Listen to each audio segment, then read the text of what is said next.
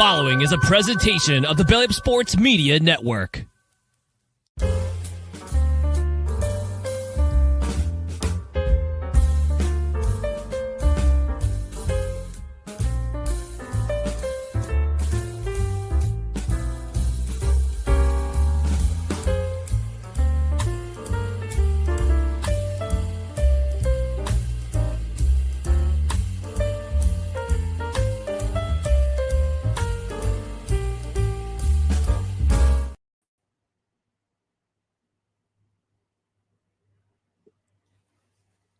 Oh no, are you muted? Oh no. Oh no, I can hear you.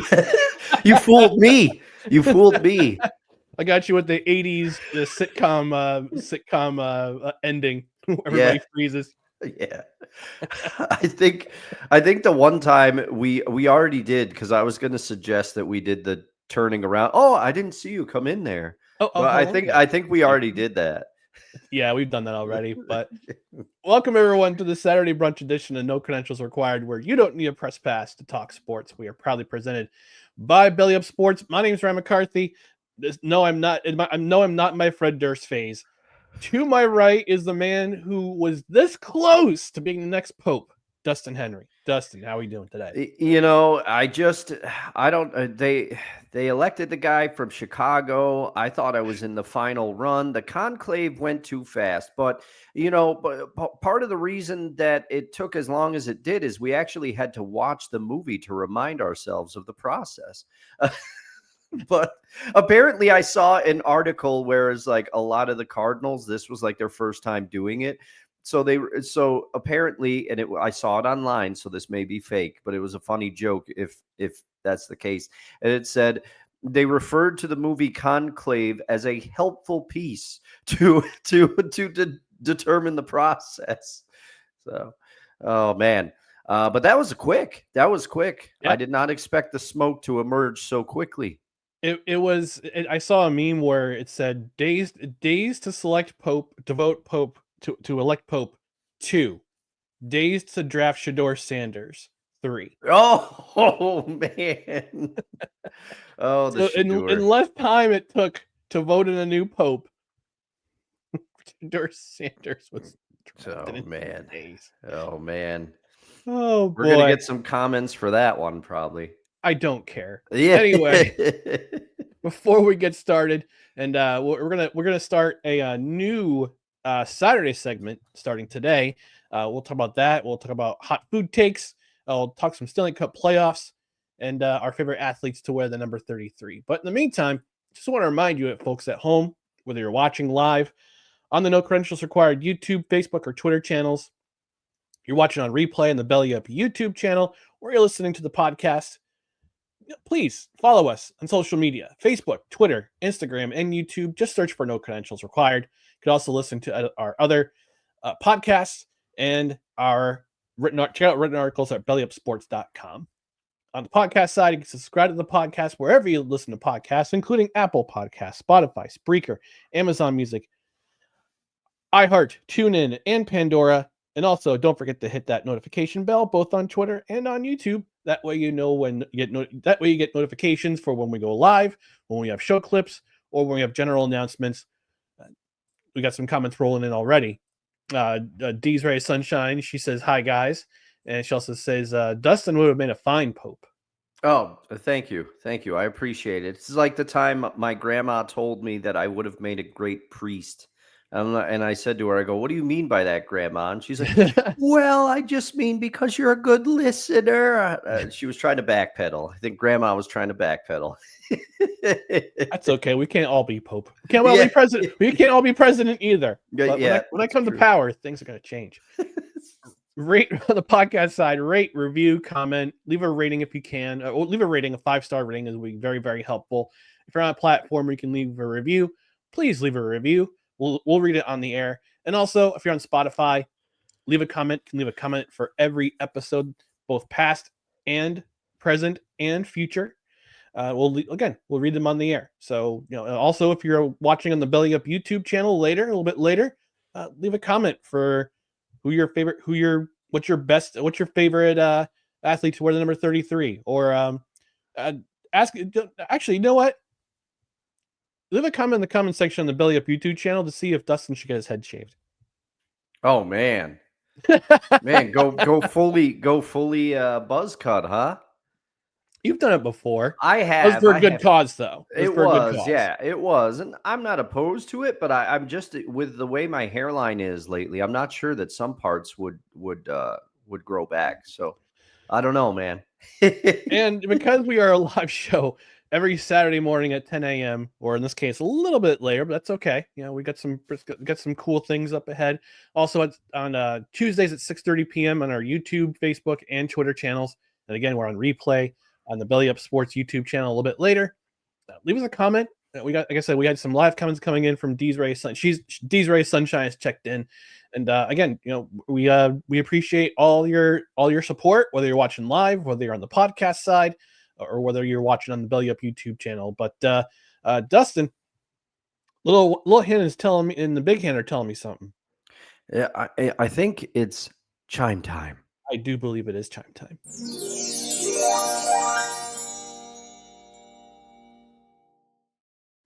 All right, so we're gonna introduce our starting this week, we're having a reoccurring segment. Although I do have a show announcement next Friday, next Saturday. Dustin can't make the show, but what we're gonna do instead on Friday night at 8 p.m. Eastern, we're going to have another edition of the No Credentials Required Happy Hour. So grab a drink, grab your favorite beverage, grab your favorite cocktail or mocktail, and we're gonna talk about what we're drinking. We're gonna talk about sports and whatever else is on our mind. So we want you to tune in, be a part of it. Grab a drink. Even if it's non-alcoholic, it's fine too. You know? Yeah, Grab whatever. Grab some water. We don't care. hydrate with us. Yes, come hydrate with us. All right, so we're going to introduce our new weekly segment starting today. This is Major League Baseball season's up and about. We talked about Major League Baseball on Tuesday with our friend Eric Ardetti. We appreciate him coming on. Yeah. We're going to introduce a reoccurring segment here on No Credentials Required throughout the baseball season. But we're going to bring in our contributor. He's one of our baseball enthusiasts at the Belly Up Sports Media Network. He's a part of the Belly Up Sports Fantasy Sports Network. He's involved in baseball. He's involved in football. He's a wealth of knowledge in that regard. But he also follows other sports as well.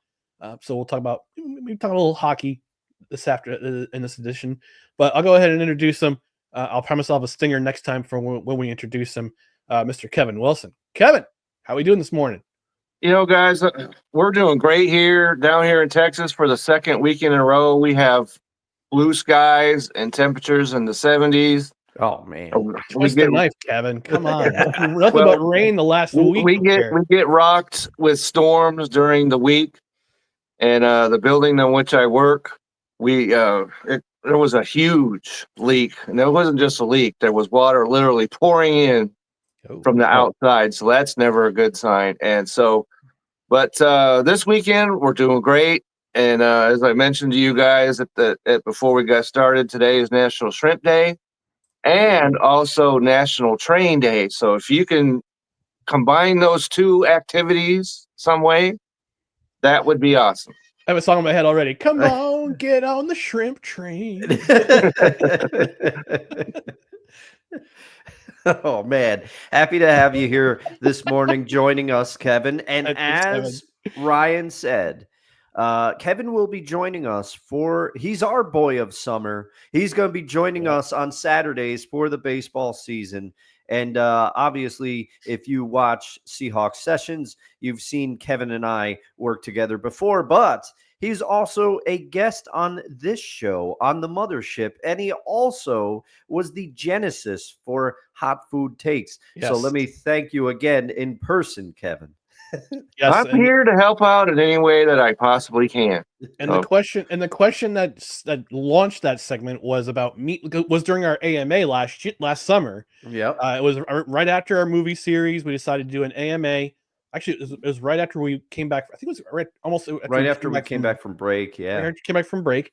We decided to do an AMA before we had our NFL preview, and Kevin asked, and we missed it in our Facebook page if what type of meatloaf was the best meatloaf. Yep. That's what We give our started it. answers. Yes, what started it? That's what It started it. ignited such passion in the comments that we were like, hey, let's make this a recurring segment. And we do have one today. But Ryan, I think we're going to be ending the show with that moving forward, right? Is that Yes, right? we are. Yep. On Saturdays, we're going to be ending the show with hot food takes. We'll be specifically sports for Saturday brunch, but hot food takes come at the end. So it's a buffet of sports, and you got your hot food takes at the end. Yes. All right. So let's get into the baseball topics today. We're going to talk about Major League Baseball's with the quarterway point this weekend. And we're going to talk about Major League Baseball's biggest surprises of the season, of this young season. Again, this is, as I mentioned on Tuesday, it's a marathon, not a sprint. And we're going to talk about the biggest disappointments. And I just realized I might have capitalized I, but that's okay.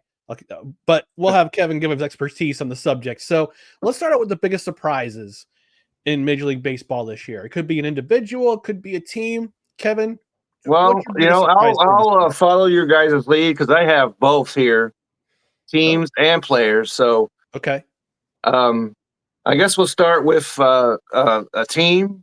And in the American League, to me, the biggest surprise has to be the ex-Oakland, current Sacramento, and maybe someday the Las Vegas Athletics. The homeless, I call them the homeless Athletics. Okay, that's a fair description. And but during the off season, I thought that they would just play this like a sideshow Bob scenario where you'd go to a game and it would be like going to a circus and the bearded lady and stuff like that. But they didn't do that. They actually brought in some players. Mm-hmm. And here we are, as you mentioned, at the quarter point, and they're in second place in the AL West entering the weekend. Yes, I know they got pummeled yesterday by the Yankees, but by the who? By the who? The Yankees, okay. But they're in second place up there, and they've got some very exciting young players going on. And so you've got, it's really amazing because the first weekend they played up there in Sacramento, they got absolutely blasted. They're playing in that minor league park. I knew offenses would be increased, but it was the other team that just went in there, and I think it was the Cubs, went in there and just destroyed them. Yeah. But here we are, and they're in second place. So I'm looking forward to seeing what exactly they have going forward in the summertime, because I didn't know this before they started to move up there. It's 100 degrees in the summertime in Sacramento. I did not know that. Oh, so man. we'll see how in the world they put up with that sort of temperatures. So yeah, that's going to be tough. And I got to agree with you when you were talking about them. I said the A's really do. I mean, Soderstrom he's been looking good. I didn't think he would have a season like this. And I said it last year, and partially it's because I had him on my fantasy team. But Mason Miller, when healthy, is one of the most entertaining closers. Heck, he's one of the most entertaining pitchers, period, to watch in all of baseball, I think, when he's got it going. But I was a little surprised. I knew that their offensive numbers would probably increase a little bit because the Coliseum was not a hitter's park. If I remember, no, I I've think actually been there and seen them play, and so they've got thousands of feet of foul territory over there. They did in Oakland, and so yeah, and the numbers were going to increase. I knew that, so maybe stay clear of some Oakland, or still calling them Oakland, but athletics pitchers. So it's been a nice thing to see them, and if I had a chance to go to a game up there, I'd just like to go see what exactly do you see when you go to a Sacramento minor league game, because I have no clue. Yeah, I'm looking at the standings right now. They're actually technically they're in third place. They're a 1/1000th of a percentage point behind Houston for second. Wow. You hate to see it, folks. You hate to see it. Yeah, you hate to be But connected I live on understand. television, but I as I mentioned, understand. entering the weekend, they were in second. Okay. So, Yeah. I understand. But I understand that. Yeah, they're definitely. We kind of had our eyes on the Athletics, in our Major League Baseball preview. We said that Houston would have a bit of a slide. We said the Los Angeles Angels of Anaheim, or whatever you want to call them now. Let's just call them the Angels. You know what we should do? The Orange County A's. Yes, the OCAs. Yeah. Yeah. The OC Angels. Yeah. I think we should switch the A's and kick the Angels out and have them be transient for a season. But we talked about I thought Seattle was going to be a good team. I thought they were going to finish second. One of my biggest disappointments is the Texas Rangers. I thought they were going to have a decent season. I thought they're going to win first place. And again, the Major League season could flip on a switch, get hot at the right time, and all of a sudden you're in first place. But I understand Texas fired their hitting coach recently, and they brought in Brett Boone as their new hitting coach. And that was one of the interesting things. I did not realize that Major League Baseball teams have offensive coordinators. Yeah, I didn't realize that either. That was his official title, and I never heard of the dude, and until he got summarily dismissed. But so offensive coordinator, I guess, is a thing now, and they did bring in Mr. Boone, and there's Griffey and then Boone, as far as royalty, families in baseball. Yeah. And and it worked because they scored 6 runs in 1 inning last Sunday. And then they beat Boston in their first game. And then they just went ahead and stepped right back into the slime because they've lost every game since then. But as long as they beat Boston, that's what us as Yankees fans like to hear. Because why, Ryan? Why is that? Oh, I know why. Please hold for an announcement from our tribal chief. Where is it? I thought I gave you enough time to set it up. I got it. All right, here we go. The following is a public service announcement from Wise El Jefe. Boston. This has been a public service announcement from Wise El Jefe. Oh, that's still the best. Shout out to our tribal chief. And speaking of Boone, there's Aaron Boone right there. Yeah, it's Aaron Boone. I'm looking at the standings right now, Kevin. I'm looking at the AL Central. I'm looking at the Detroit Tigers. We talked about the Tigers, and I expected them to be one of the top 2 teams in that division. I didn't expect them to be 84 run differential good. And Tariq Skubal, with the season he's having, I think his last 3 games he's got 50 strikeout. I think the last 5 games he has 50 strikeouts and only 1 walk. Some really incredible stat. I'll have to look at his splits, but let's talk about the Tigers. And I don't know, maybe in the distance I'm hearing Julie from Michigan rushing in to say hello somewhere. But let's talk about those Tigers for a minute. Okay, I was on board with the Tigers last year, and so. This is not a surprise to me. The way that they're, running away with things is a bit of a surprise. But I like their team. You mentioned Skubal. He pitched yesterday against the Rangers and gave up 1 run, and that was it. Yeah. But he won. He won the game because he gave up 1 run. The Rangers. They only got 2. The Rangers gave him 2 runs, and that was all he had to work with. But unlike certain Mets pitchers we can mention back in the day, 2 runs is enough to win the game for Tariq Skubal. So I like him. I like Flattery in that rotation. And there's a certain guy over there who used to play shortstop. Now he's the outfielder, named of Javier. You know who I'm talking about. Yeah, I was going to say Baez is really going Mr. for Baez, and he's on my fantasy team, which I would have never have envisioned coming into the season. I thought he had one firmly in the grave, baseball grave. But he's been resurrected, and they're swinging the bats, they're pitching the ball. So I would not be surprised if they are still in first place. I think we still are going to hear from Cleveland. But Cleveland's. I had my eye on Cleveland. I said their pitching was. I was kind of but their offense, but their pitching is outstanding. But we talked about Tariq Skubal. Yeah. Here's his last 5 games. His last 5 games, he has given up 4 earned runs,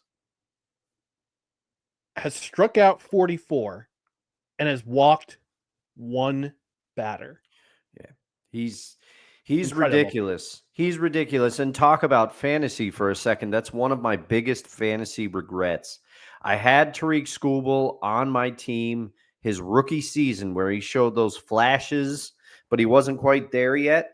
And I jettisoned him in favor of keeping another pitcher. And at this point, I can't even remember who the pitcher was. Well, that's probably for the best, because now we can't make fun of you for that. So. Yeah. But that was, man, because he really rounded into form last year, and he's just picked right up. Because wasn't he the AL Cy Young? He was the leader in all the categories in the American League. Yeah, wins, strikeouts, and I forget what the other. It's escaping me. The triple crown of pitching. He won it. Chris Sale won it in the National League, but wins, strikeouts, earned runs. That's it. That's the one. Thank you, Ryan. And so he won that, and he's the pitcher of the millennium at the present moment. Because it's hard to do things a second time over, but he is. And like I said, the Rangers, only gave him 2 runs of work, yesterday, and he still won the game. And so, you talk about surprises. Patrick Corbin pitched for the Rangers yesterday, and he had a 7 ERA or something for Washington, but he pitched yesterday and gave up just 2 runs. So good on him. Yeah, a little bit of a rebound start. He's always had, I'm not as familiar with him, but he's always had the talent, but it seems like he's prone to blow up starts every once in a while where the wheels just keep coming off. Yep, he's good for innings. And he'll give you 6 innings, but he'll give up 5 runs while he's doing it. Oh, man. But not this year so far. And people were saying, well, the train has to end on him, so you might want to drop him. Hopefully you did not follow that advice. And because, like I said, he pitched very well yesterday, even though he was the loser. Losing effort. Yeah, I guess, the shrimp train keeps rolling for Patrick Corbin. That's right. I did bring it back. All right. So we combined both things. That's awesome. Yeah. Let's transition over to the National League. So I'm looking at the standings. The Chicago Cubs, I had them finishing first in the National League Central. Are they a surprise to you, or is this the way you expected the Cubs to go? I am not surprised because they did some things, and I like the trade with Houston that they made. Yep. And Tucker, of course, he blew the absolute doors off the place the first couple weeks of the season. And so, the Cubs, that's the first team I ever went to a major league game to see. And so I'm not surprised because the other teams have flaws, all of them, including the Brewers. And I know Vince doesn't want to hear that, but his so ears are ringing. I'm gonna see him jump in the chat real quick. Which one of my Brewers? So I'm not surprised that they're leading this, and I would certainly not be surprised. I expect them to win this division, and I expect them to be in the playoffs. Of course, you win the division, you're in the playoffs. But they've got some players on both the offense and pitching, and it's still interesting if you go to a Cubs game and the wind's blowing out. We saw this just recently where the Arizona and the Cubs just went at it and scored like 8 runs in 1 inning, and then you still get those kind of games up there. And so I expect them to win this division. Yeah, I'm looking at the standings. I see St. Louis. The Cubs have lost their last 3 in a row. St. Louis Cardinals have won their We're last talking 6. good about them, so they have to make us look bad. Of course. Right behind them, the St. Louis Cardinals. They've won their last 6 in a row, and they're 8-2 in their last 10. Surprise teams. St. Louis definitely merits it. Yeah, I don't think anybody expected St. Louis. I know I certainly didn't. I didn't know. That division, if I had to, I think if I had to go back, I think I picked the Brewers to take that division, if memory serves. But regarding the Cubs, I think I knew they were going to be decent, but I didn't think they'd be the offensive juggernaut for most of the season that they bet. They're capable of putting runs up with anybody, but St. Louis, I have to confess, I mean, I don't watch as much baseball as I want to because I don't have MLB Network anymore. So I don't see as many of the games from out of market teams. I see plenty of Yankee games here because I have both the Yes Network and Prime.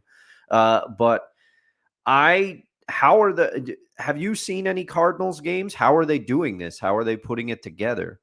Well, there's not a whole lot of Cardinal games that are, being broadcast down here in the Dallas area, but and I thought that the Cardinals were in danger of finishing last again this year, and they've done it with almost smoke and mirrors, it seems like, and so there's not a bigger baseball town. I know you guys are up there in New York, but St. Louis as a baseball town has to rank number 1 as far as going to a game and everything else. So they get all this energy from their fans, and I think they're in this thing for the long haul. And Helsley is the closer, and he's going to be a key because he was not playing that well earlier. And like I said, you get into a game where it's 8-7. He needs to be the guy that can come in and slam the door, which he's done better of late. Mm-hmm. But they've got some young players, and Wilson Contreras was absolutely awful the first week of the season. And I did not believe in him, but he's turned things around a little bit. They've got Burleson over there. And so it's going to be interesting to see these two teams, and I still think Milwaukee can get into this. Yeah, I still think, especially with the rebound, I mean, some of these players, I know how they're doing because some of them are on my team, my fantasy team. So I know, but I know Bryce Terang has kind of, he's had a surprise season. I picked him up as kind of a Hail Mary because second base is always a position that seems to slip by me in fantasy drafts. By the time I go, oh, I need a second baseman. All the stars are gone, but Bryce Terang, he's done okay. I still think Milwaukee has the talent to get involved with Christian Yelich there, but I've had a soft spot for Yelich. He's been injured, but when healthy, he's good. But Ryan, there's been some smoke and some rumors that the Yankees are going to try to trade for Nolan Arenado. Some of those started last year, but if St. Louis keeps it up, do you think they hang on to Arenado? For sure. And while you guys were discussing the Cardinals, I was looking up their stats. They are actually second in the league in team batting average with 260 in all of baseball, actually, with a 262 batting average. They lead the league in team doubles with 79. So they're not necessarily hitting for power. No, but they're just gonna straight up paper cuts, like death by 1,000 paper cuts. That's how they've won the last 6 games. They won last night 10-0 over Washington. That's right. Yeah. But back to Dustin's question, if the Cardinals do keep up this pace and they stay in that division race, I think Nolan Arenado stays. I know they had that conversation back in February during spring training when Nolan Arenado was spotted talking to somebody on the Yankees. I can't remember who it was. Yeah, I can't either. Perception is not always reality. Anything can happen before the trade deadline. St. Louis could drop like a stone, and hey, now we're taking offers to Nolan Arenado. Let's hear what you got. Yeah. And he could be in pinstripes by this time in July. So, but I'm room for the Cardinals. Good for them. They're hitting well. Looks like they're pitching pretty well too. As I say this, but they're but good for them. Good for them. They're starting to put it together. It's starting to put it together in May, and sometimes in May, when you put good things together, things will translate down the line. So we've talked about biggest surprises. We talked about biggest disappointment. We haven't talked about biggest disappointments, Kevin. So we talked about this team. I'm pretty sure which team you're going to go with the biggest disappointment, but I could be wrong because we talked about this team on Tuesday's show. But let's hear it from the baseball expert. Your biggest disappointment so far in 2025. Well, this is an easy choice for me. The biggest disappointment has to be the Baltimore Orioles. There it is. Yep, we put the stink on them. We're sorry, we everybody. did. That was our fault. Sorry, Baltimore. No, Baltimore, don't come for us. Yes, they're not coming for anybody at the present moment. I'm wearing the cap of your AAA affiliate today, Baltimore. So don't at me in the comments. Okay, you can come at me, and that's fine. But because in the preseason when we were discussing this, Vince and I was very concerned about the Orioles starting pitching. And because they lost Corbin Burns, and their answer was, we're going to bring in Mr. Morton, who's like 68 years old and pitched like it. Okay. And so, and Eflin, he's not a good number one starter, but he's good. He's not a number one starter, but he went on the IL. He'll make his first start tomorrow, by the way. Okay. And so that's a little too late for me. Yeah. And they've got all these core players that are still young, but the core players have not been bringing it. Henderson started the year injured and is still not up to par. And so easily, this is a team that won 100 games 2 years ago and made the playoffs a year ago. And they're let's see if I wrote this down. They're well in last. Yeah. Okay, so when you talk about disappointments, this is the easiest. You have to not be an outstanding athlete to catch this ball. Okay, it was an easy one. Yeah, I mean, we talked a little bit about it with Eric Arditi, which we'll have to do a fearsome foursome on one of these summer shows. You guys could talk baseball, but Eric was explaining a lot of the same reasons why Baltimore. But I had the opposite thought as you, Kevin. I knew their pitching was going to be bad, but I thought their offense was going to be enough to carry them through until the pitching staff got healthy. But Grayson Rodriguez, he's been moved to the 60-day IL, so he's not coming back anytime soon. He had a setback during his rehab. You mentioned Charlie Morton's been bad. Kyle Gibson made his debut and got shelled the other day. I mean, but I thought offensively the Orioles would be better than this. I thought they'd do enough to get through these pitching woes, but it's been an emphatic no. Well, seeing as how you guys are up in New York, I know that really disappoints you. So yeah. No. We both had the Orioles going to the World Series this year. I had them losing to the Dodgers, and Dustin had them beating the Dodgers in the World Series. We thought this team was talented enough with all the stockpiling of talent they've done over the last couple of seasons, over the last 5 to 10 years. We thought they would be ready for the spotlight. Unfortunately, whatever happened with last season, where they got goosed by got goose egged by the Royals, that's continued into this season. So the Royals are looking good too, by the way. Yeah, they are. They weren't playing very well earlier, especially on offense, but they have come around. Yeah. And they got a few surprise pitchers, like one of them, Chris Bubich. He's been good. He's been good for the Royals there. And I wasn't sure if I was all in on Lugo again this year, but he has pitched extremely well. So Kansas City, they let some, we talked about Detroit, and all that, but they're rounding back into form. So this is going to be an interesting race between Kansas City, Detroit, and Cleveland.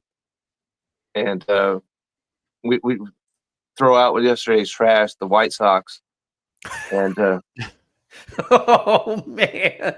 Wow. that's hard for me to say because I went to Cubs games, but I also went to White Sox games. And one of the losses in baseball this week was Chet Lemon, and I watched him play in person. Oh, and so that's a tough loss for him. He wasn't that old, and but he'd been battling cancer, so that's a big loss right there. yeah. Was that at the old Comiskey Park, Kevin? It was. Yeah, It was. Me and my friends, we all went to the game, and it was against Detroit, if I remember right, way back in the day. So, but Chet Lemon, he was a player. He was an awfully good player all the way around. So I was sad to read that he had died this week. Yeah. Well, looking at the National League standings, is there one team that comes to your mind as the biggest disappointment so far?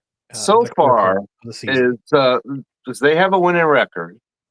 But I had said, and I even wrote about it, that if you were going to make a bet on, on a World Series winner, and you don't want to go with the obvious, I was saying bet on Arizona Diamondbacks. Because it was like something like 3,000 to 1. Oh wow. And so if you bet $10 and it hit, you'd get $30,000. So I'd make that bet. It could still happen. But they're in third place in the NL West. But if they were in any other division, they'd be battling it out for first place. And you got the Dodgers and the Diamondbacks going on, and they may have had the game of the year yesterday, at which the Dodgers were trailing by 6 going into the 9th. Well, no worries. Of course. They tied the score, and then Shohei Ohtani came up and hit a 3-run homer, and the Dodgers won 14-11. Jeez.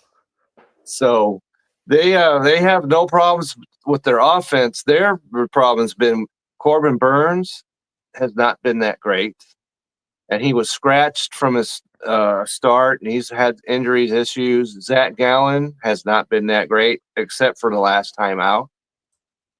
And so I thought, you've got the Dodgers and you got the Padres, and but I thought Arizona would be playing better baseball than this.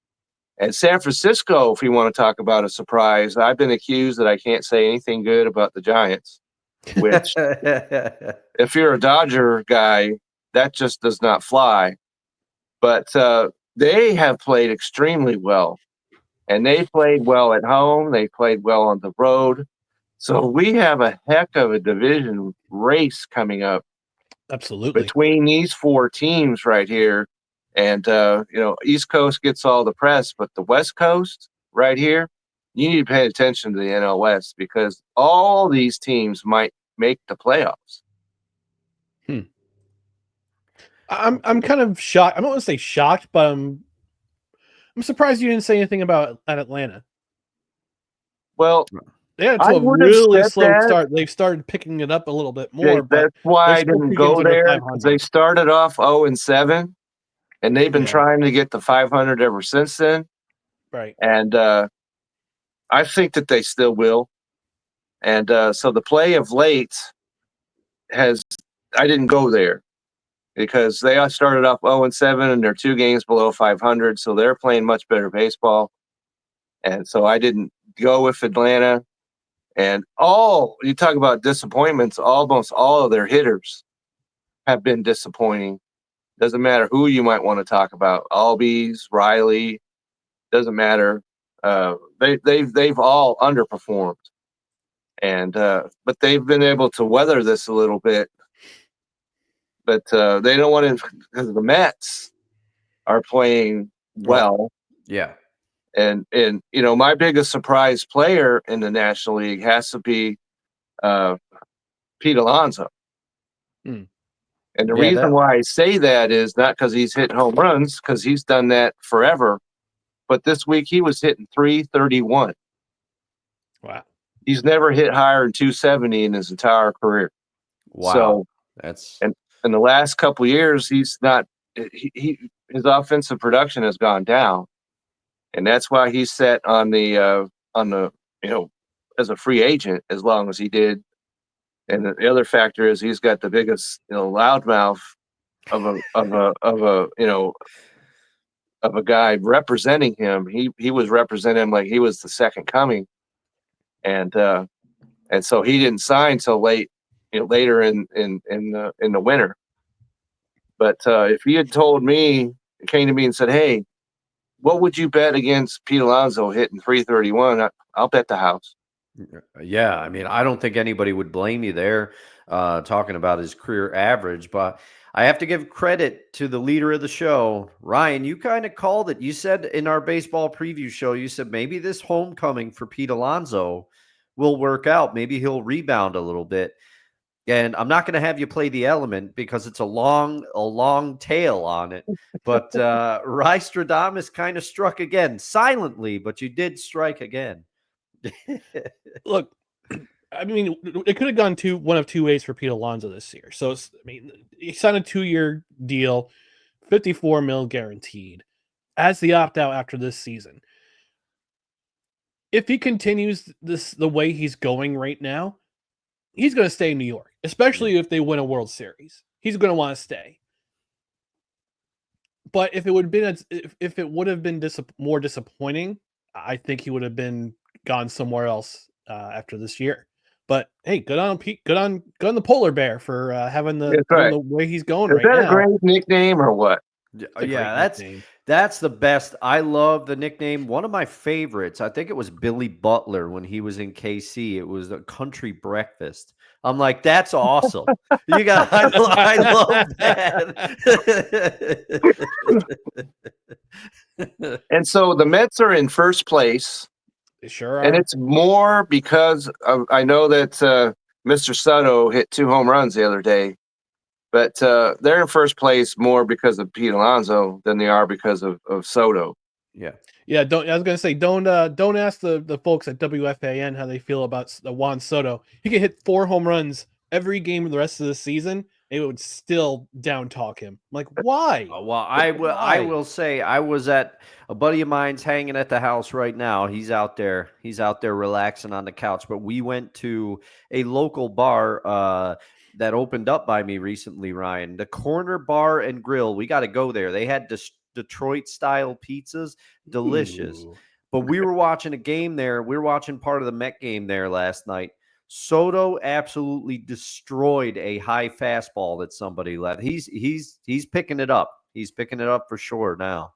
Oh, guys, we have some breaking news. Oh. Where's that stinger? I got to take off this banner. Hang on. The breaking news. Breaking news stinger is here somewhere. Where is it? I got it. Okay, here it is. Breaking news.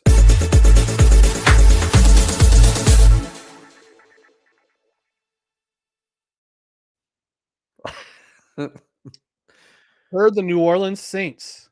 Derek Carr has announced his retirement. Holy moly. Yep. Wow. Full statement on Twitter from the New Orleans Saints. It says Derek Carr has announced his retirement. In late March, while ramping up his preparation for the 2025 season, Derek experienced pain in his right shoulder. It was his first time throwing a football at significant volume since recovering from both a concussion and a left hand injury sustained during play on December 8th, 2024. Derek immediately contacted the Saints medical team. Eventually, medical scans determined objectively that Derek sustained a labral tear and also had significant degenerative changes to his rotator cuff. You hate to hear the word degenerative in any kind of medical discussion. Yeah. Continuing, it says, since that time, Derek, his representation, the Saints medical team, and outward medical experts have worked together to determine the best path forward. Surgery wasn't an option, jeopardizing the entire 2025 season, yet there was no guarantee Derek would return to the level of strength, function, and performance of play to which he was accustomed. Upon consultation with his wife, Heather, Derek has decided it is in his best interest of both his family and the Saints organization to retire from the National Football League. And this is what he says. He says, upon reflection of prayer and discussion with Heather, I decided to retire from the National Football League, says Carr. For more than 11 years, we've been incredibly blessed, and we are forever grateful and humbled by this experience. It's difficult to find the right words to express our thanks to all the teammates, coaches, management, ownership, team officials, and especially the fans who made this journey so special. Your unwavering support has meant the world to us. End quote. Oh, man. That's sad because this is obviously, this is not the way he wanted to go out. But I think he's making the right decision because, as you pointed out, degenerative are not words you want to hear, Kevin. But I always felt, as two football connoisseurs, obviously, that both of you are, I always felt that Derek Carr got a lot of unnecessary hate from people. And I thought that he had a few years playing in Oakland for the Raiders where he had the offense cooking. I mean, the first year when Gruden originally got there, the Raiders were doing a decent job, and then everything obviously went down with Gruden, and they had the interim coach take over there. But the Raiders, they were in the mix that year, if memory serves, and Derek Carr was a lot of the reason why. I just don't think he could ever quite put it together the way he wanted to. But I think Derek Carr, a lot of people downplayed his abilities. Derek Carr was better than you realize. And I think Raider fans, they certainly realized because they wanted him out. They wanted him out. But after watching Aiden O'Connell play and a few of the other quarterback luminaries, I bet you they'd be clamoring for Derek Carr right now. And when the Rodgers injury happened in New York in his first year, I was vocal. I said the Jets would go get Derek Carr. I thought Derek Carr was going to be a New York Jet. I actually made the case on a written article on Belly Up Sports not too long ago. Probably say about right before the whole Aaron Rodgers thing went down about which quarterback was going to be brought in to take the Jets to the next level. And they had been flirting with the idea of bringing him in, but New Orleans got to him first. So, Derek Carr, we wish you well, man. We do, and I agree with you, Dustin. That I think that I liked him more than most. Mm-hmm.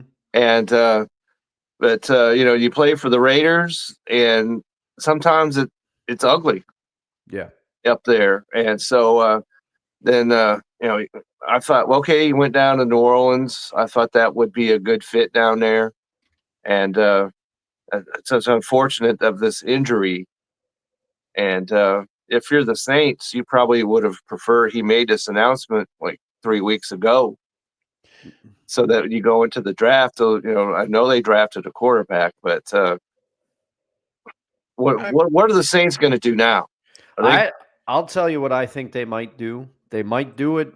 They're going to at least kick the tires on Kirk Cousins now. They're going to have somebody. Yeah. I don't want to pick the guys. I don't want to pick the bones too soon of what the Saints are going to do now. But right. I just want to focus on the greatness that Derek Carr did show. He was. I liked him a lot. Yeah. And I liked the other Carr quarterback that took a lot of criticism, way more than he should have had. Because he was the first pick of the Houston Texans. Oh yeah, David had no shot behind that offense. No, David had no shot 187 times his first year, and you wouldn't blame him for just hearing train whistles and seeing the train lights coming at him every time he snapped a football. So yeah.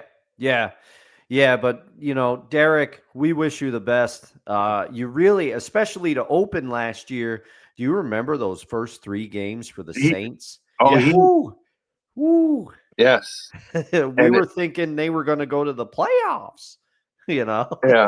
Because I saw them play down here in Dallas, and they put 40 on them.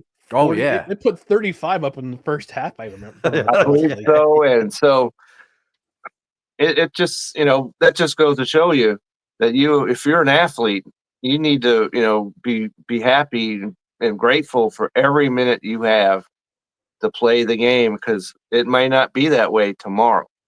Yeah. Sorry, I mean to correct myself. They put 35 up in the Cowboys in the first half. My apologies. Yeah. There you go. There I you checked go. myself. But they won that all? 44-19. Yeah, they won Okay, is that all? They 44-19. put 35. That's all. Okay. Yeah, and they beat the Panthers the week before 47-10. And then the wheels kind of fell off afterwards. So Yeah. Yeah. All right. We've gone over almost 50 minutes with talking sports, but we're gonna take a quick commercial break. When we come back, we'll talk a little Stanley Cup playoffs. We'll go to the comment section. We'll do some hot food takes and our favorite athletes to wear the number 33. So stand by. Stay tuned for more No Credentials Required. This episode of No Credentials Required is brought to you by Invader Coffee. For the coffee lover who wants good, quality coffee with no bullshit and no filler, Invader Coffee is an ultra-premium, veteran-owned coffee company proudly delivering only the best coffee your hard-earned money can buy. They aim to only serve the highest quality, organic, air-roasted coffee beans sourced from free trade farms all over the world. They keep things simple. The best coffee at an affordable price in order to provide you with the value you deserve for your morning boost. 100% fair trade, 100% organic coffee beans, 100% air-roasted, 100% money-back guarantee. Visit invadercoffee.com, enter promo code BELLYUP at checkout, and receive 15% off your order. So I don't have a mug this morning, but I do have a shaker bottle. And what's in this shaker bottle is a little protein powder and some Invader coffee that I cold pressed for myself. I don't thought think I'd I've never heard of coffee being in a shaker cup. If mix it with some chocolate protein powder, make yourself a nice mocha milkshake, Okay. or coffee protein shake. So there, you heard it here first. Yeah. So I'm trying something different these days. I'm trying to keep my trying to keep from snacking so much in the morning, Yeah. But I thought last week I had run out of Invader coffee, but I actually had a little bit left. It kind of got me through the week. And today's episode, I've got some cold pressed coffee with some protein powder. And this week, I also ordered a case of the cold brew, so I can do this on a regular basis every day now. Oh, nice. Okay. Okay. I am also, Blue Mug is here. Yeah. Invader is here. I am shedding a tear because this is about the last of my donut dealer batch. I'm going to have to see when it comes back in stock. I'm going to have to get some more. But as I mentioned, I got a friend staying with me right now. He had his first cup of Invader coffee this morning, and he is a fan. So I told him, I said, you could use the promo code BELLYUP at checkout and you get 15% off your order. Use the affiliate link because it helps our fine show. Mm-hmm. And also, you can sign up for their emails, and they're not invasive. They just tell you when there's deals, and they tell you when your favorited blends are back in stock. And their customer service, unmatched. You pay a little bit more for the priority shipping, but it gets here super fast. Absolutely, it does. Yeah, and it's great. It's because it's a veteran-owned coffee company. Kevin, you're a veteran of the U.S. Navy. That's so right. I suspect you probably want to have a company like this being supported. So, but also one other thing you can do with Invader coffee, not only can you buy their coffee, their great coffee, you can buy it whole bean, you can buy it ground, you can buy the cold brew, you can buy the K cups. Wish they had a little bit more variety with the K cups, but hopefully we'll get that message. But you could also, through the Move America Forward Foundation, you can also buy a bag of coffee for a currently deployed military member. Okay. I am absolutely down with that. Because the last thing you want on the battlefield when you're eliminating the enemy, is crappy coffee. So, Ryan, when you said that, I just pictured somebody with a coffee thermos in one hand and a gun in the other, and they're just running, drinking the coffee. Well, on your downtime. From battling the bad guys. So, again, as Dustin mentioned, link in the description is our affiliate link. It helps the show. Every order helps the show. You can also save 15% off your order by using the promo code BELLYUP. And again, great shipping comes to your door fresh. Whether you get it whole bean or whether you get it ground, I get it whole bean because I like to get it like to grind the beans myself for the freshest coffee. But I'm getting the cold brew this time, so I'll be enjoying the cold brew with protein powder and enjoying my breakfast. So again, link in the description for Invader Coffee, who has been one of our sponsors here, affiliate sponsors here at No Credentials Required since basically the beginning. And Invader Coffee, you get the No Credentials Required seal of approval. All right. There's Puppers. There he is. Good old Puppers. Let's visit the comments section real quick. Sig Diggy joining us from Norway, friend of the show, saying good morning, good afternoon, good evening, and good night. Wow. D is going to be boiling some shrimp today. Oh, Okay. Good I'm for highly her. supportive of that. Sig Diggy saying, what in the St. Louis Cardinals in all blue uniform is this? It's our show. I think it was the announcement of Kevin. I think he was giving the intro there. And in regards to Meatloaf, he says he prefers the Bat Out of Hell variety. Okay. I see what you did there, Sick. Shout out to Richard Steinman. Okay. Yes. Points. You get points for that. There you go. James saying the A should barnstorm around the West Coast. Yeah, they should. That would be probably cool. No, it's great to see them doing well this year. Sick also asked, forget about the A's. What about the resident possums at the old Oakland Coliseum? Those poor possums. I'm sure they'll find a new home at the press box in LA at the Dodger Stadium. I'm always impressed. Sick likes to bring up a couple things on the show. My hair, his love for almond milk, and he can hang with us on any topic, but he has referred to the possums at the old Oakland Coliseum. I want to say it's at least 8 times on the show. So that's impressive, Sick. Keep it up. How do you milk an almond, Sick? Do you sing toot toot shrimp train? She's also complimenting me on my beard. She says it stands out today. It looks good. Thank you, D. It does, Appreciate sir. you. It does. And she also says, wishing Derek Carr all the best. Football is a tough, demanding sport. It certainly is. Oh, and Sick also says, especially dark chocolate almond. There we go. That's his favorite. But again, how do you milk an almond? All right, we're going to talk about the Stanley Cup playoffs real quickly. Conference semis continue.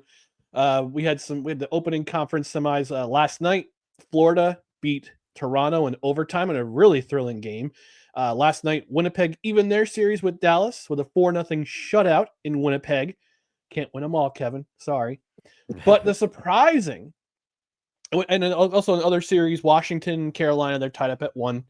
But the surprising series, I think, in my mind, and I'm pretty sure a lot of people's mind, except for Dustin, the Edmonton Oilers have a 2-0 series lead over the Vegas Golden Knights. So, Dustin, what's going on?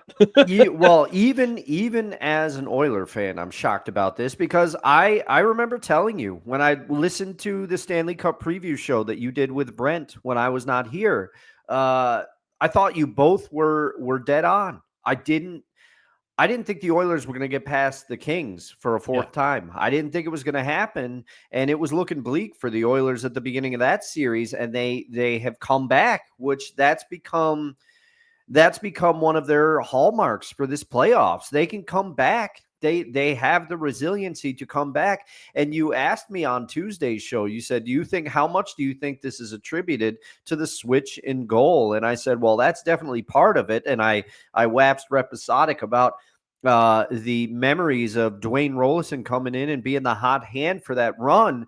But I have to scold myself as an Oiler fan because to me, one of the most obvious differences, Draisaitl struggled in the playoffs last year. He struggled to score. He was not scoring. He did not have a goal. I think I remember he finally scored in the Stanley Cup Finals, and that was his first goal of the entire playoffs. It was a drought, and that is not the case this year. He's really, because you pointed out before the show in the green room when you, Kevin, and I were chopping it up, McDavid hasn't been the goal scorer. No. He has one goal, I think. It was a tweet from The Athletic. It was published yesterday. Yeah, I saw that. And their 6-game winning streak since losing game 2 to Los Angeles. they have scored 26 goals. And in that time, in those six games, they scored those goals. McDavid has scored once. Mhm. But Yeah. he has, I think he said 6 assists. In that Yes. time. 9, actually. He's been the facilitator, which is a massive part of his game. Even the other night when the Oilers came back to win again in overtime, he set up that Draisaitl goal. He fed Leon Draisaitl He for sure that did. goal. And also, I want to give a short shout out. Now, I'm not going to sit here and act like I've been able to watch a lot of the Oilers games. They start late, people. Okay. I am a fan, but I am also an older man now. I am not the night owl I once was. So I haven't seen as many, but Corey Perry seems to have been picking it up a little bit too. He's got a lot of playoff experience. And, he's making those gritty, savvy plays that help a hockey team win. So I got to give a special shout to Corey Perry because his playoff experience is paying off, in my opinion, and it's helping the Oilers navigate this. And I am as shocked as anybody about this. I did, especially with the way the Kings series opened. And then, I just didn't. They keep falling behind early in games, but they managed to come back. So maybe this is the time. They have the feel of a resilient team this year. And I told you last show that I think McDavid realizes the urgency. And while he may not be scoring as much as he is capable of doing, he's certainly setting everybody else up.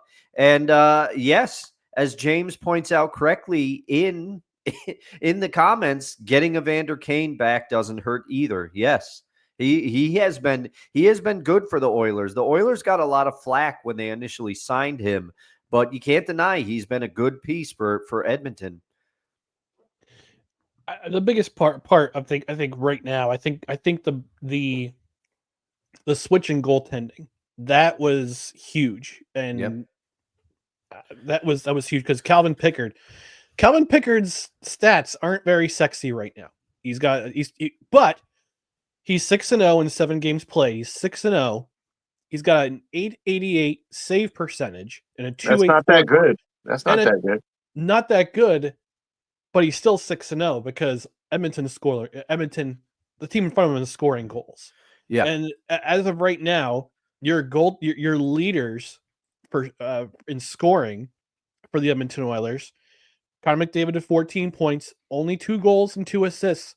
But leading the team with 5 goals is the aforementioned Leon Draisaitl. That's the biggest difference for me because last year that was not the case. For their playoff run, he really couldn't get it going. And it was interesting that Zach Hyman, the guy who picked things up, he's only got how many goals so far? He's only got 3 goals, but he's got 4 assists and he's a +4. So he's doing his part. But it's a long series. I mean, they played tonight. They played tonight at 9 p.m. Carolina and Washington, they play at 6 p.m. So I'll try to switch back and forth between the hockey games and I think there's a pay-per-view. Premium live event. Oh, a PLE. A PLE for WWE. A PLE for the WWE. I see what you did there. Yeah, that's right. Carolina and Washington is just as I expected. Low scoring, not a lot of chances for both teams, especially in game 1. Carolina seemed to clog up the neutral zone, which I remember a certain team getting land-basted back in the day for clogging up the neutral zone, yet they still won 3 Stanley Cups. You can't argue with facts, Ryan. That's right. This was the team this was the team that supposedly killed hockey, but no, hockey's still around. It is. But again, this series is going the way I expected it. Both teams playing very well, and I'm expecting. I think this series might go 6 or 7 between Washington and Carolina. Golden Knights Oilers. Let's see what happens tonight. If the Golden Knights can steal one, then it turns into a new series. If the Oilers win, that might be fait accompli. But hey, I know teams come back 3-0 in hockey, but it's not going to happen. Hey, we saw it we saw it last year with the Oilers in the Stanley Cup final. The Oilers they were down 3-0. That's and true. came But all they the way still back. didn't win. Yeah, That's they That's what did I'm not. saying. You go They did down not. 3-0, Impressive comeback. that's put the coffin in place. That last April slash all the way leading up to June was one of the. I was thrilled that both teams two of the teams I root for were in their respective finals. But I knew the Mavericks were going to get dusted by the Celtics. I knew that was going to happen. So the Oilers are where I pinned my hopes. And when they started out and were down 3-0, I'm going, oh man. But then it almost hurt more because they came all the way back and they made me believe. And then that game 7, it just didn't work out. But man, it was fun. And I would like to, I know we usually don't get into basketball, but hey, special shout out to the Knicks for being up on the Celtics That's right. right now. Let me ask you guys this, okay? Should I play it, Dustin? Should I play it? Play it. Yeah, Go you ahead. can play it again. Okay. Yeah. All right, I'll sit play it. back I'll for a play it. I'll second. play it. Then I'll give Kevin the floor. Hang on. All right. All Go right. ahead. The following is a public service announcement from Wise El Jefe. Boston. This has been a public service announcement from Wise El Jefe. Shout out to our tribal chief. Go ahead, Kevin. Sorry. Okay, so my question, has there ever been a team that needed to be slapped down more than the Boston Celtics, whose egos are so huge that they're just out there and they're playing their thing, work or not work, okay? And it's not working. And I could shoot threes better than what they're doing. Okay. I know a team that needed their I egos. guarantee I can. Okay. Because what were they, like 10 for 57 or some crazy thing like that? I could hit 10 out of 57. Okay. I could do that. And the Celtics refuse to change their mode of play. Okay. And so I'm glad that they're down 0-2. And I hope they get slapped repeatedly by the New York Knicks. And because I've been to Madison Square Garden, I know what that's like. Okay. And so let's get the Celtics off the stage as fast as possible. That's the way I feel about that. I know one team that had to get their egos slapped. That was last round. That's the Lakers. Oh, Lost yeah. in 5. They lost in 5 to Minnesota. Yes. Yeah. And it's unbelievable to me that you've got a guy, what did he have, like 27 points and 24 rebounds, and you won't switch on him? You're not going to double team a guy that had like 6 points or something crazy, and it's really amazing to me when teams just won't change what they're doing based on current events. Now, if the Celtics took 50 shots and hit 40 of them, I could see not changing it. And the Mavericks have been as guilty of that as anybody else when they're shooting threes and they're 6 for 36 and they won't change. Yeah. And if it's the threes aren't hitting, get the ball inside and take some easy shots, man. Get your offense working, but the Celtics will not do it. And so I am not sad at all that they are down in this series. Yeah, and I think I saw something yesterday. Somebody tweeted, "Is the mid-range jumper dead?" It is. And honestly, I think that's why Ryan and I have talked about it. We don't really cover the NBA on the show, and I think this is one of the reasons why. It's because nobody wants to.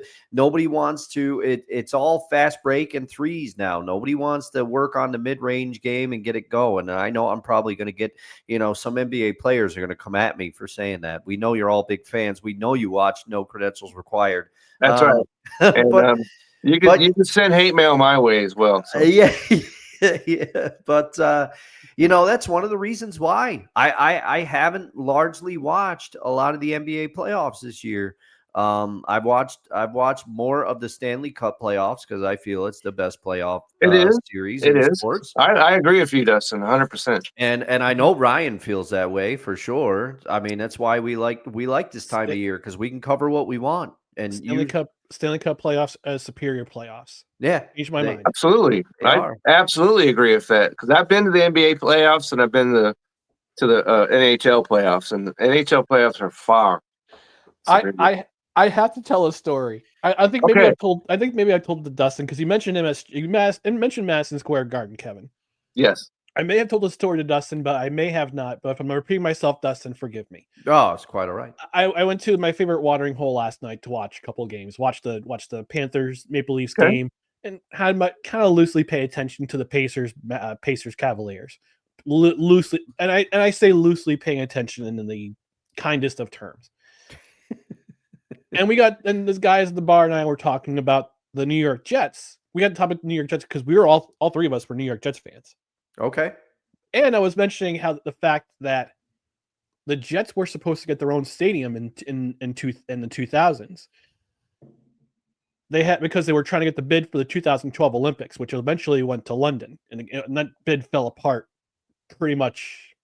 I wouldn't say right off the bat, but they had the approval of Governor George Pataki, they had the approval of Sheldon Silver, and they had this approval of Joe Bruno, who were the majority and minority leaders at the time. Mm-hmm. The person who got in the way of the Olympic Stadium being built on the west side of town was one James Dolan, owner of the New York Knicks and New York Rangers and Madison Square Garden and Radio City Music Hall. True. Because he was so short-sighted in his thinking, he thought a new stadium in New York was going to take all the business away from the concerts and the other things from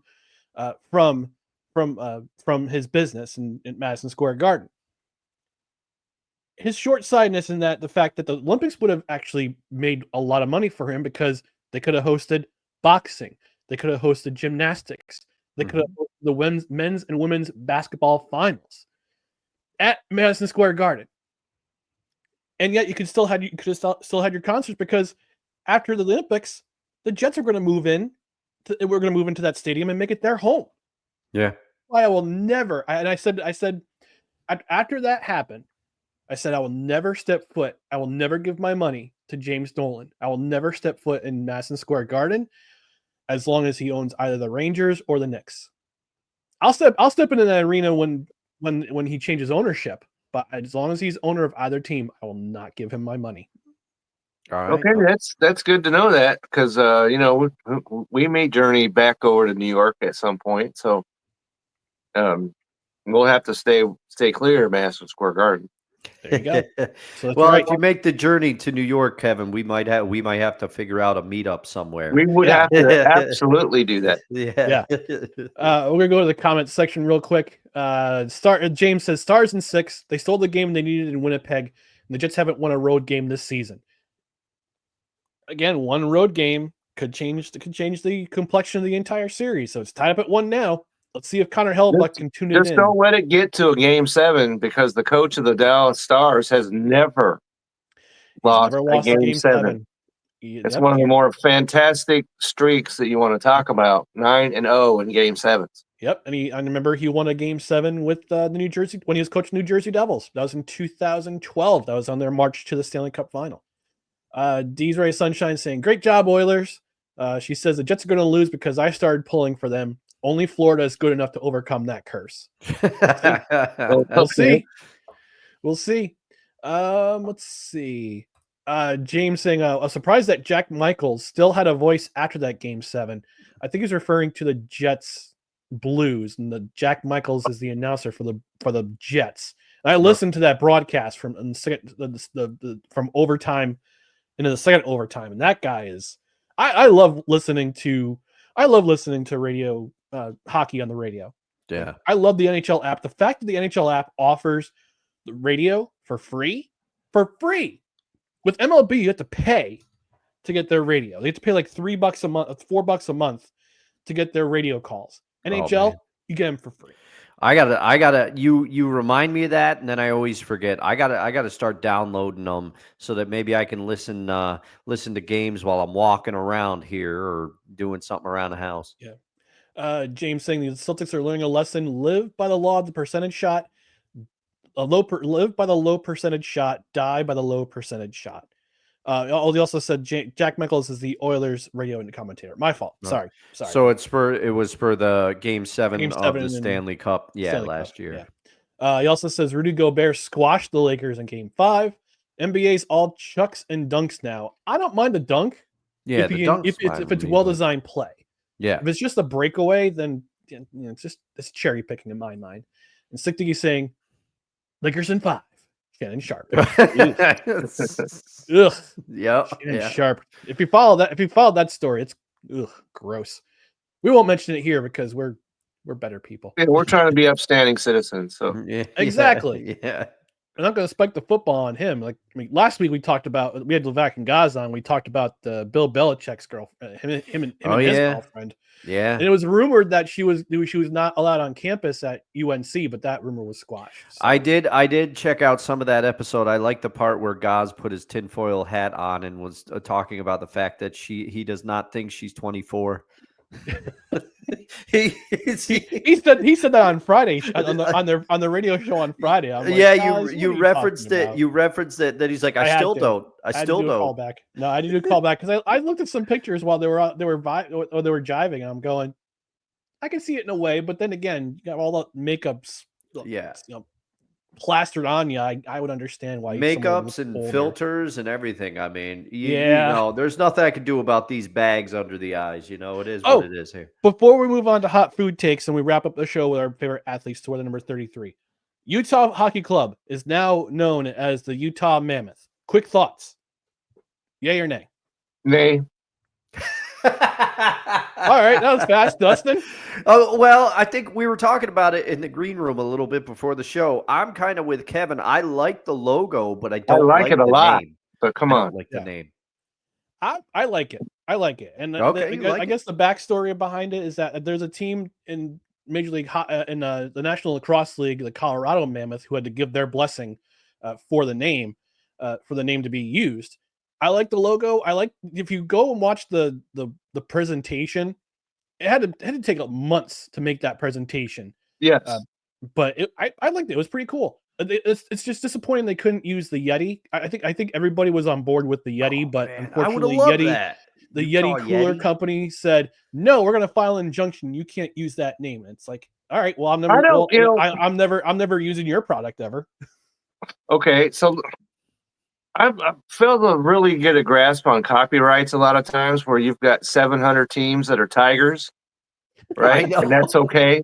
Yeah. And, stuff like that. But if it's not, and you're not trying to name your cooler, the Yeti, okay? You're naming a sports team. So I don't understand how that even comes into to effect. We're not naming it's a sports team. Yeah. So how does that have any effect on Yeti coolers? And Yeti had a built-in pipeline of free publicity. Oh my God! Yeah. Oh, for sure. It would have been huge. And to me, and I'll bring it into those of you that know me know that I love video games. You know that I stream for charity once a year. Going to start doing that more. Probably a few more extra live streams in the midst. But Nintendo is like this. Nintendo will come after you for anything. Now, I love Nintendo. I tried to get a Switch 2 with the pre-ordered event. I failed miserably. Yes, I was an almost 42-year-old man staying up past midnight trying to get one on the East Coast. Didn't work out for me. Target, Best Buy, get your ish together. Walmart had it pretty good. I just couldn't get it in there. But anyway, Nintendo, this is very short-sighted because when streaming first became a thing and Twitch became a thing, Nintendo wouldn't let anybody stream footage of their games. They would come after everybody. Anyone who tried, they would send a cease and desist and threaten legal action. And they've since modified their stance because they realize if one of these big streamers streams a new game that you just launched, it's going to help sales. And I feel like Yeti, this is a missed opportunity by them. Like you said, they had built-in marketing. This is scared litigation is what I like to call this. Yep. Maybe it's because they're from Utah. Maybe they thought they wouldn't get as much publicity if it was, a New York team. But still, yeah, that's a missed opportunity to me. You missed the fact that Utah sports fans are crazy for their teams. Yeah. Crazy. Yeah. That's true. Look at the Jazz. Look at the Real St. Lake. Yeah, Salt Lake. Utah doesn't have the greatest when it comes to names in their history because Jazz should have been changed in 1982. Yeah. But there's nothing jazzy about Salt Lake City. Okay. And so they should have changed that. I've never understood that because they're the Beehive State. They could have used Hornets long before Carolina came around, and that would have been fine. Utah Hornets? That sounds like a great name to me. Yeah, that would have been cool. I mean, I love the Charlotte Hornets. I saw a meme recently that was like, if you didn't have a basketball team in the 90s, you were just a Charlotte Hornets fan, and it is what it is. Nobody knows why, but it's what happened. I think it was the colors and the old starter jackets. That's what did it for me anyway. But but yeah, I mean, New Orleans. The New Orleans should be the Jazz. That makes sense. Yeah, Yep. yeah. Yep. All right, we gotta move quickly. We got some more comments in the comment section. James saying blown sponsorship opportunity on Yeti Cooler's part. They could have been the name sponsorship for the That's new right. arenas being built in 2030. Yeah, the Olympics. Yeah. Saying if y'all think Bill Belichick's relationship is messed up, imagine who's with Jerry Jones in the owner's box. No, I don't. No, let's not do that.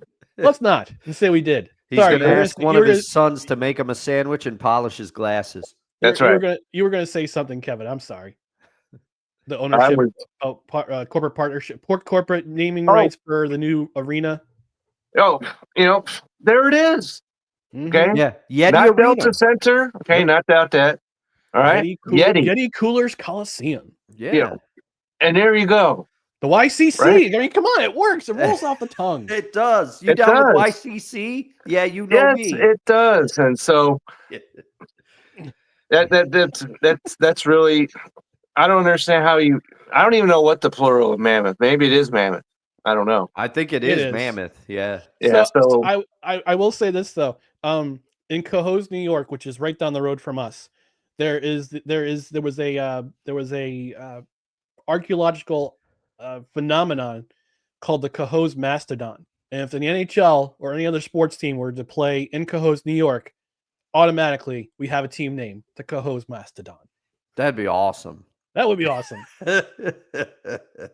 You get an arena right down on Remsen, which Remsen has some good restaurants on it, man. Remsen Street in Cohoes, it's got a good stretch of restaurants. And they could have used mastodons because the mastodon is related to the mammoth. Yeah, right. They could have, yeah, could have. Oh wow. I'm a fan. Look, personally, I'm a fan of the team name. I'm a fan of that logo. That logo is absolutely beautiful.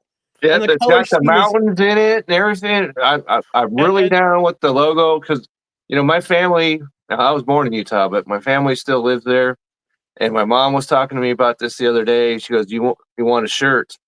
And I was like, well, I'll have to think about this because Mammoth really is not rolling off my tongue. But that logo is on point. It's beautiful, and the color scheme is incredible. I love that color scheme. The blue, the ice blue, the black, the white. It's great. I love it. Okay, so I'm gonna have to call her back up and say, yeah, let's do this. Yeah, absolutely. All right, we gotta move quickly because we're almost an hour and a half. Yeah. We're gonna talk about hot food takes. We'll go quickly on this. We're having a battle of the potato side dishes because today it's shrimp boil day. What are you gonna have with your shrimp boil? Especially if it's the potato side dish variety. Kevin, since you're our guest on Saturdays, why don't you start with what's your top potato side dish? I'm gonna have to go with potato salad. Okay. I really like potato salad as long as you leave the onions out of it. That's very important to me. And my mom makes it with eggs. Oh, I love that. Of course. Now, do you do mayonnaise or do you like a vinegar or olive oil type of mix? It's mayonnaise, vinegar. What are we talking about with that? I said mayonnaise or vinegar. No, but olive oil. He said mayonnaise, vinegar. Okay. What are we talking about with that? Yeah. All right, I got you. Yeah. The gear for the Mammoth drops on Tuesday. so you can get your T-shirts. Okay, in. so tomorrow's Okay. Mother's Day, so I'll have to call her up and point that out. So There you go. There you go. So yeah, so potato salad for Kevin. I'm sorry, Wednesday. Wednesday is the 14th. Wednesday, okay, Yep. So potato salad with eggs and mayonnaise for Kevin. Dustin, what are you bringing? What are you getting? What are you munching on for the shrimp boil for your potato side dish? Man, when it comes to potato side dishes of all kinds, I'm doing French fries. I know that'd be Hey. a weird side for a shrimp boil, but I'll eat French fries with anything. As I get older, I appreciate the French fries more and more. They can go with anything: a steak, shrimp boil, whatever you want. You could put them in a burrito. French fries are the potato side dish for me. Honorable shout out to mashed potatoes. I will also eat mashed potatoes in any scenario. okay. So you got 3,000 different kinds of French fries. So are we talking crinkle cut, or what are we talking about here? I am a String, fan. crinkle cut, I am a fan nudges. of the straight cut fries, and I'm not sweet potato fries. They don't make the cut for me. No, they're not getting in this house. I'll tell you that Yeah. right now. Yeah, they don't make the cut for me, but No. it's straight cut traditional fries. Crinkle fries have their place. I love them. If I go to Nathan's, Ryan, we can get the crinkle fries there. Fries. Come on. But yeah, it's straight cut fries for me. I'll also, if I want to be a little playful, I'll get the curly fries sometimes. But what I don't like is this new trend of shoestring fries. That doesn't jive with me. Give me a traditional straight cut. Okay. So we got potato salad for Kevin, French fries, straight cut for Dustin. I'm going to give myself a pat in the back here because I'm going to acknowledge my own works for potato side dishes. I make a killer potato pancetta leek hash. That you do. I've eaten it, and I almost pick home fries, but the home fries are amazing. That would Home have been fries are amazing banging. too. Yeah. Home fries are banging, but I'm going to go with my own creation, the potato pancetta leek hash. Get some red potatoes, boil them up. Okay. Get some pancetta, some leeks. Put them on a side pan. Combine them all together. Make sure that you get a little crispy in the potatoes. Mm-hmm. And eat. It's awesome. I can attest. I've had it before. The leeks bring a lot to the dish. I really like it. And the pancetta, you cook the pancetta first, and then you roast everything else in the fat. It's genius work. Fat is flavor. Yep, it is. It is. Fat is your friend, folks. Fat is your friend. And that's going to do it for this edition of Hot Food Takes.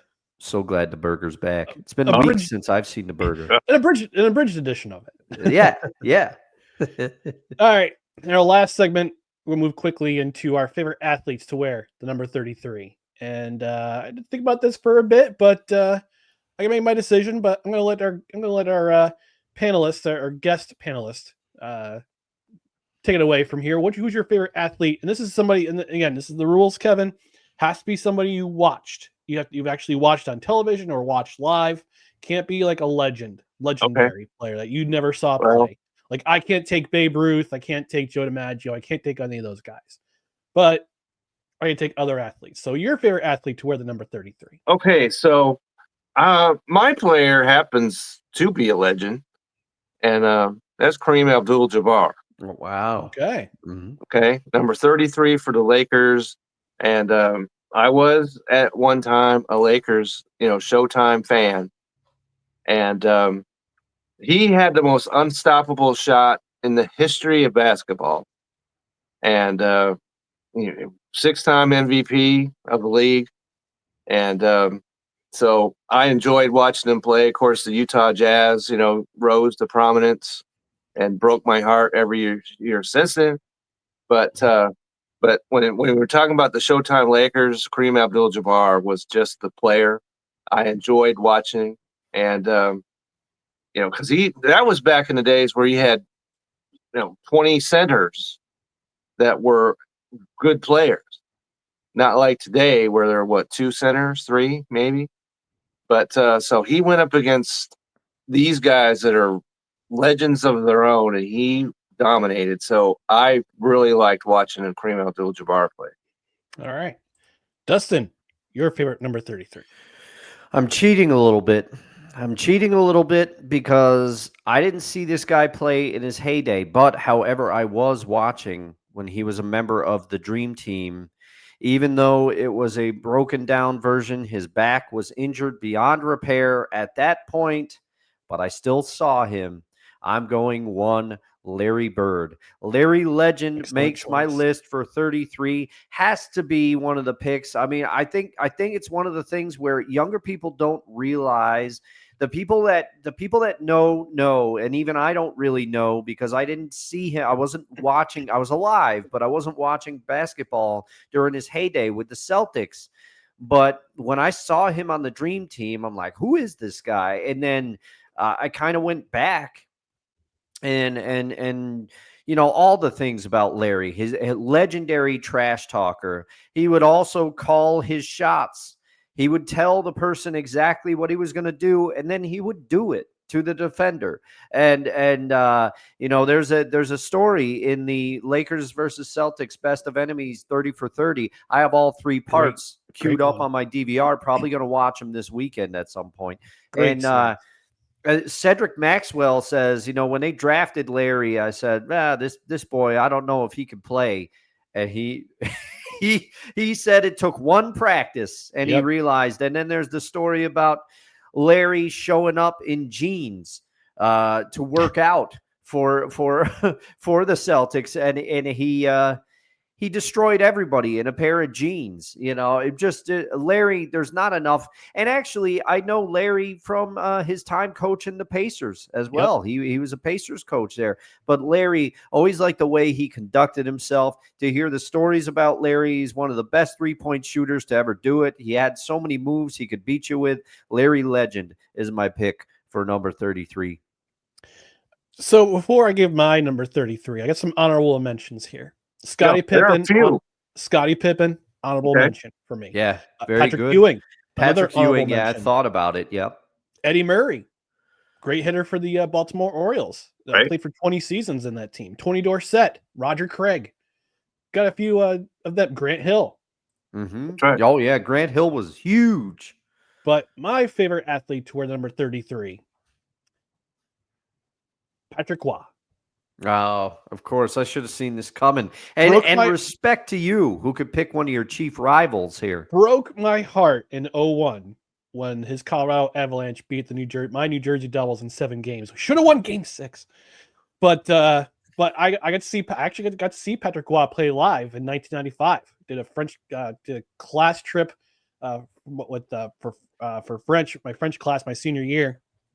Went up to Montreal, went to the Forum, the old Forum. Got to see Patrick Waugh play in a game against the Florida Panthers in that very abridged 1995 season. But I loved his style. I loved his trash. He's a great trash talker too. Remember when I think it was the Coyotes and the Avalanche were playing in a series. Jeremy Roenick had said something about Patrick Waugh, and Patrick Waugh said, "I cannot hear him. I have 3 Stanley Cup in my ear." Said it in that Quebecois cadence and accent,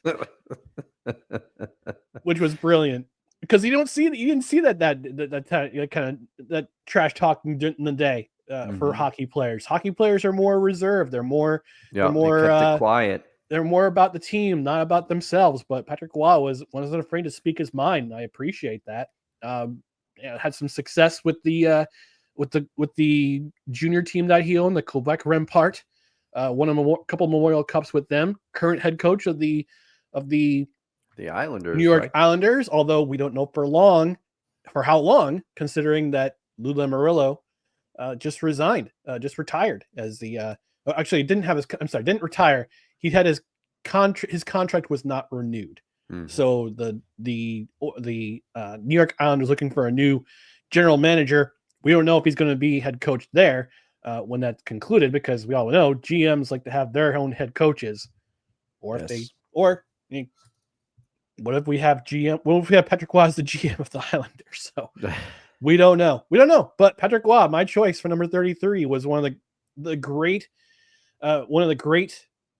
goaltenders of my generation, of my era. on some fantastic Montreal Canadiens and Colorado Avalanche teams. Yep.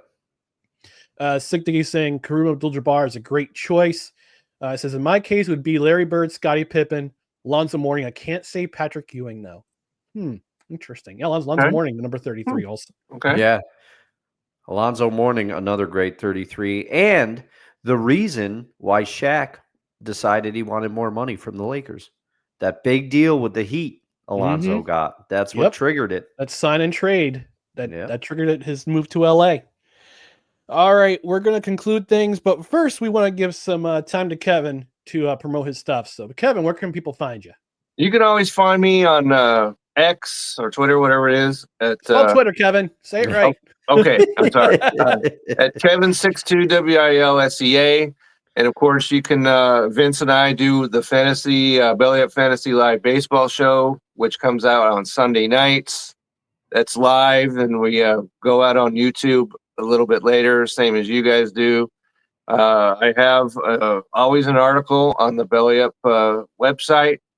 There's a baseball article that I did on, I could have mentioned him, Jake Berger, that he's in the minor leagues at present. But so that article's there. And also we are starting a dynasty football rankings in quarterbacks. It's already out. Running backs drops today. I am doing wide receivers, which will drop on Monday. And so you definitely want to check out those articles before draft day, which is difficult because the dynasty league I'm in already did our rookie draft. So wow, they're coming fast. So you definitely want to check out those articles on the Belly Up website over there. They've revamped it. It looks great. So check it out. All right.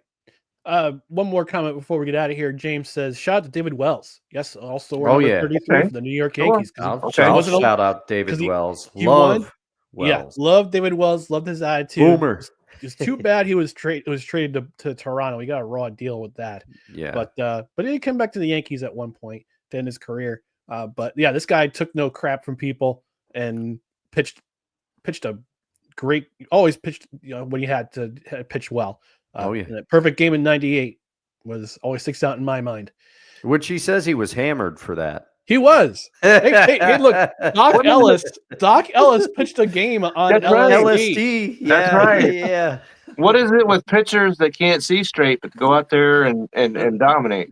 Yeah. No, it's something special. I think I remember Doc Ellis said that the baseball was telling him what to throw when he pitched that no hitter on LSD. Wow, that's like something you watch from Bugs Bunny right there. Yeah, right. Yeah.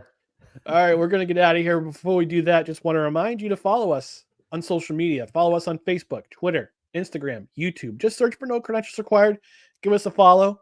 Also, you can find all of our other podcasts and articles on bellyupsports.com. On the podcast side, you can subscribe to the podcast wherever you find podcasts, including Apple Podcasts, Spotify, Spreaker, Amazon Music, iHeart, TuneIn, and Pandora. And also, don't forget to hit that notification bell on Twitter. We don't call it X. And on YouTube. That way you know when show announcements go up, when live videos go up, and when we have show clips go up, which I'll have to get more. I'll have to get more show clips on the No Credentials Required site, since we moved our show to the Belly Up Sports YouTube channel after our live show. Also, rate, review, comment on the podcast side, 5-star rating. Leave us a review if you can, and also comment in Spotify. Also comment on Belly Up Sports YouTube channel, because that drives engagement. It drives the network to your screen, and which also helps with the algorithm, because we all know we have to live and die by the algorithm now, which is, it's the way it is now. Oh, well. Yeah. But in the meantime, we're going to get out of here. Thank you for tuning in to No Credentials Required, where you don't need a press pass to talk sports. We are presented by Belly Up Sports. For Kevin, for Dustin, I'm Ryan McCarthy. Thanks for tuning in. We will be back here Tuesday night, 6:30 Eastern, talking. We don't know yet. We haven't figured it out. But one thing's for sure, it'll be a fast and fun show, as always. Analytical, but also lighthearted. So we appreciate you tuning in, whether you tune in live or on the replay or on the podcast side. We will talk to you on Tuesday. We'll see you then. Have a great weekend. Good morning, everybody.